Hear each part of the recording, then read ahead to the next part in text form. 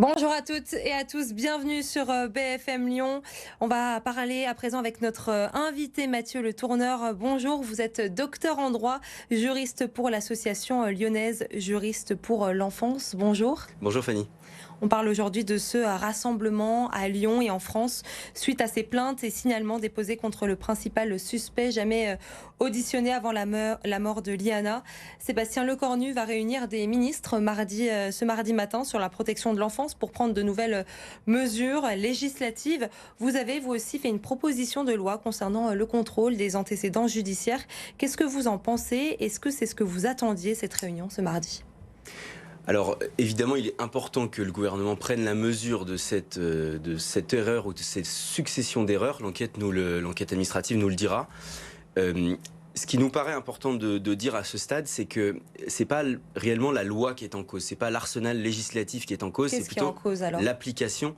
C'est l'application de cette loi et de cette procédure, en fait, où on voit qu'il y a eu, a priori, l'enquête une fois de plus nous le dira, mais qu'il y a eu a priori des manquements dans les transmissions des informations et dans la réactivité des services d'enquête, parce que cette personne-là n'a pas été entendue pendant plus de 9 mois, il me semble. Et donc c'est bien dans l'application de la procédure et dans l'application de la loi qu'il y a eu un problème. Donc pour vous, ce sont plutôt des responsabilités individuelles plutôt que la loi en elle-même. Alors ça peut être individuel, ça peut être ce qu'on appelle de manière un petit peu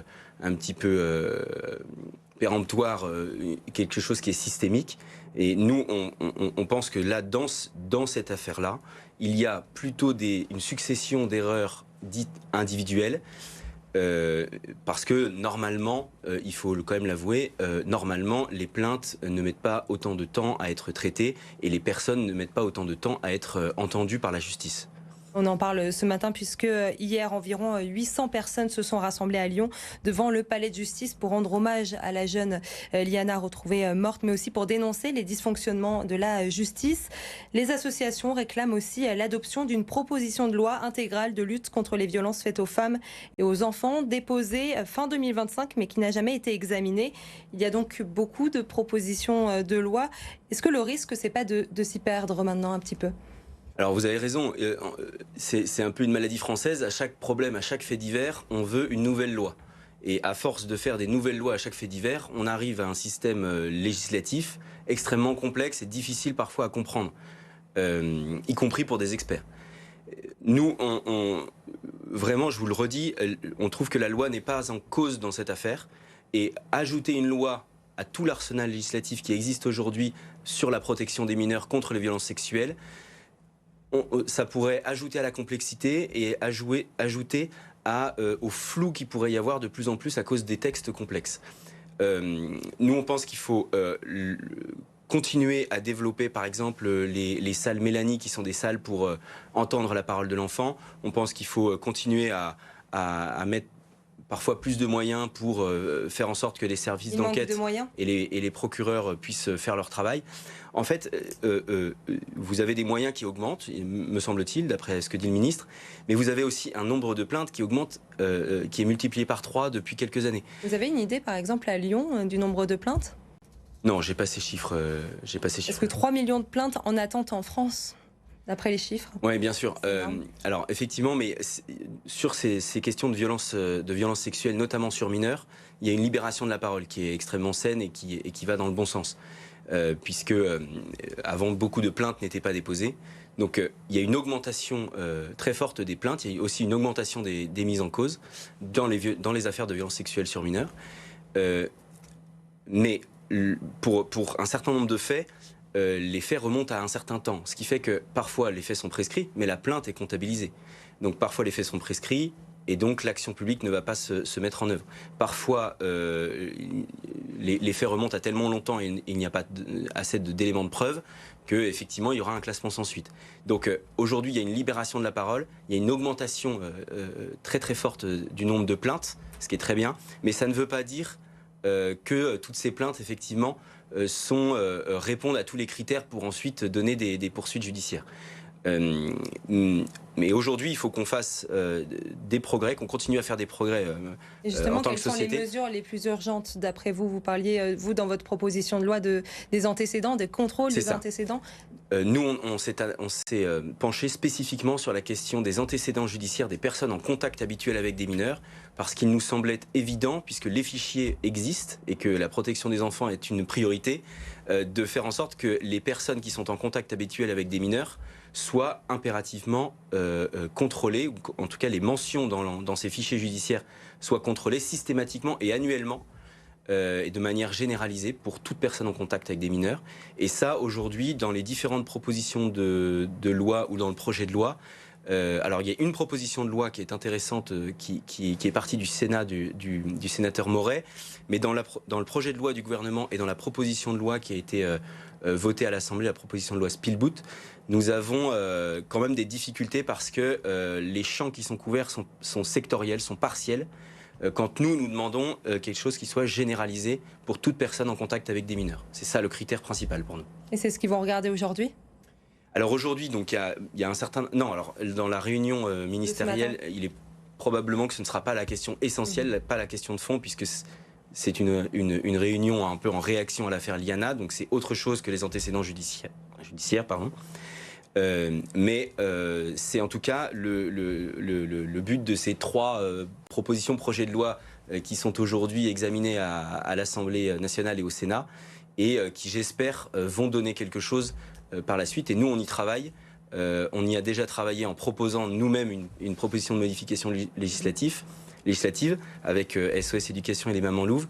Et nous y travaillerons pour déposer des amendements pour que ça aille dans le bon sens et pour assurer une protection des mineurs dès lors qu'ils sont confiés à des adultes dont l'État est capable de vérifier les antécédents judiciaires. Alors on parlait de l'affaire Liana puisqu'il y a eu un rassemblement à Lyon hier soir, mais dans le Rhône, à Villeurbanne, une plainte a été déposée pour agression sexuelle sur un enfant de 8 ans par un animateur du périscolaire. L'agent a été suspendu à titre conservatoire. Le parquet n'a pas encore répondu à nos sollicitations à ce sujet. Et puis à Charly, une plainte pour viol a été déposée, c'était le 17 avril, contre un animateur d'un centre de loisirs. Une autre plainte a été déposée par une autre famille. Il a été suspendu.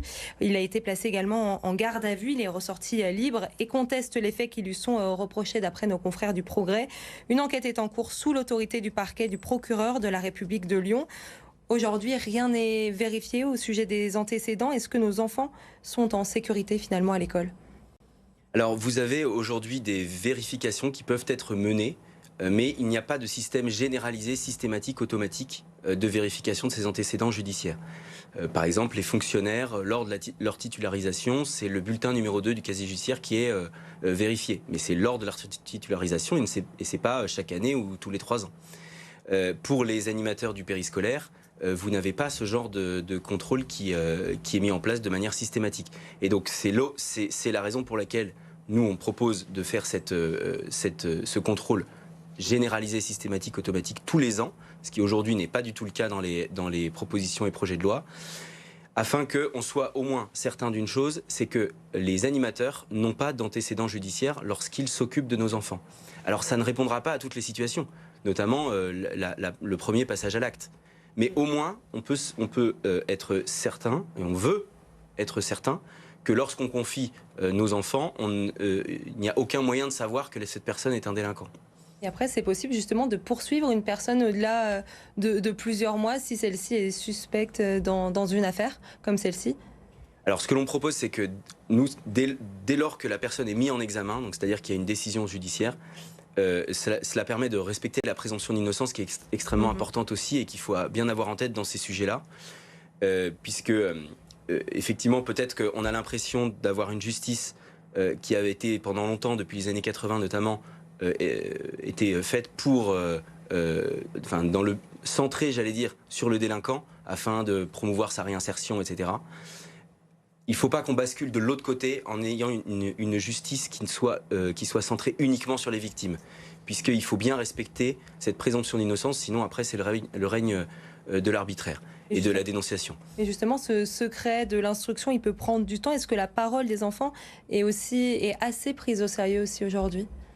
C'est effectivement très important et ça a été tout le débat au moment de l'affaire Doutreau qui a fait beaucoup de mal à la parole des enfants, sur laquelle je pense il faut revenir et retravailler. Il y a un dispositif très intéressant qui a été mis en place déjà depuis quelques années, ce sont les salles Mélanie. Vous nous disiez il y a plus de 300 salles Mélanie en France. Ces salles, c'est quoi? C'est un environnement sûr pour l'enfant, un environnement à hauteur d'enfant, si j'ose dire, dans les commissariats et les gendarmeries, pour recueillir cette parole de l'enfant avec des professionnels qui sont formés au recueil et qui vont faire en sorte que l'enfant n'ait pas à s'exprimer 20 fois sur les faits qui lui ont été, dont il a été victime, et de faire en sorte que cette parole ne soit pas dirigée non plus par l'adulte. Donc voilà, ça c'est quelque chose qu'il faut, à mon avis, promouvoir, quelque chose qui va dans le bon sens. D'ailleurs, c'est promu au niveau du Conseil de l'Europe également, avec la Convention de Lanzarote que la France a signée en 2011. Et ça permet justement à la fois de recueillir la parole de l'enfant et de ne pas heurter l'enfant à nouveau, de ne pas le traumatiser encore. Et puis ça permet d'avoir une parole de l'enfant qui soit plus sûre, plus certaine, puisque cette parole est recueillie de manière non dirigée. Il y en a beaucoup à Lyon, des salles Mélanine? Alors il y en a quelques-unes, je n'ai pas le chiffre exact, mais dans la métropole de Lyon, il y en a quelques-unes. À Villeurbanne, toujours un fonctionnaire officiant en école maternelle a été réintégré dans un autre établissement à l'issue de 8 mois de suspension l'année passée. Il était avisé par une plainte pour attouchement sur 2 enfants. L'enquête était toujours en cours. L'agent a par la suite été une nouvelle fois suspendu. Cet exemple, est-ce qu'il montre aussi les dysfonctionnements de la justice et même le manque de communication peut-être entre la justice et les établissements scolaires? Comment être sûr qu'il n'y ait plus de contact avec les enfants après, une fois qu'on est suspect comme ce monsieur? Eh bien, c'est tout l'intérêt de notre proposition de généralisation de l'attestation d'honorabilité, puisque si cette personne a fait l'objet d'une mise en examen, cela apparaîtra dans les fichiers, et donc dès lors qu'elle se représentera devant un employeur qui lui demandera son attestation d'honorabilité, il ne pourra pas la fournir puisque l'administration ne lui produira pas. Une mise en examen. Si l'enquête est toujours en cours et qu'on ne sait toujours pas, il pourra retravailler avec des enfants. Il faut effectivement faire attention à cet équilibre qui doit exister entre la présomption d'innocence et la protection des mineurs. La présomption d'innocence, si elle était appliquée strictement, serait dès lors que la personne est condamnée définitivement. Ce qui est beaucoup trop tard en réalité, puisque ça peut intervenir 2 ans, 3 ans, 4 ans après. La mise en examen, elle, intervient beaucoup plus tôt. Et on considère que dès lors qu'un magistrat a pris cette décision de mettre quelqu'un en examen, c'est qu'il estime, lui, qu'il y a un doute suffisant, et que ce doute suffisant, nous estimons que ce doute suffisant correspond à un risque pour les enfants, et donc il convient de retirer cet agent le temps de l'enquête. Donc je ne connais pas précisément ce dossier-là, mais en tout cas, effectivement, dès lors que la personne est mise en examen, elle doit être retirée. Et elle ne doit plus du tout avoir l'occasion d'être en contact habituel avec des mineurs. Et dernière question, en quoi la loi engagée par le gouvernement pourrait faire changer les choses? Alors, donc il y a 2 projets de loi. Hier, le ministre Darmanin parlait de son projet de loi visant à réformer la justice. Et puis vous avez donc le projet de loi dont on a parlé à l'instant, qui vise notamment, qui est relatif à la protection des enfants et qui vise notamment à étendre l'attestation d'honorabilité. Cette attestation d'honorabilité prévue par le gouvernement va dans le bon sens, mais d'après nous, il y a encore certaines lacunes. D'abord, le projet de loi, il est sectoriel.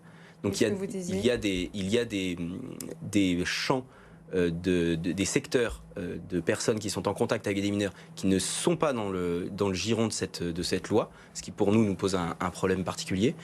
Et puis, vous avez plusieurs choses également. Le contrôle n'est pas... le projet de loi parle de contrôle régulier, mais il ne parle pas de fréquence. Il ne dit pas tous les 3 ans, tous les ans. Et puis, par exemple, vous n'avez pas d'information aux familles. Nous, ça nous paraît extrêmement important. Il faut que les familles puissent être informées à chaque fois qu'il y a une commission de violence sexuelle, ou en tout cas une suspicion dans un établissement, dans une structure, pour que vous puissiez, ensuite, avec votre enfant... Que toutes les familles soient informées. Hein. Voilà, pour que vous puissiez ensuite en parler avec votre enfant, voir ce que lui a subi, et afin de pouvoir le prendre en charge, puisqu'on sait que plus tôt c'est pris en charge, plus tôt on peut avoir des options pour réparer et restaurer son intégrité psychique. Merci beaucoup d'avoir été avec nous ce matin pour revenir sur cette affaire Liana et sur ces plaintes déposées à Villeurbanne pour agression sexuelle qui visent un animateur de centre loisirs, mais aussi à Charlie. Merci beaucoup.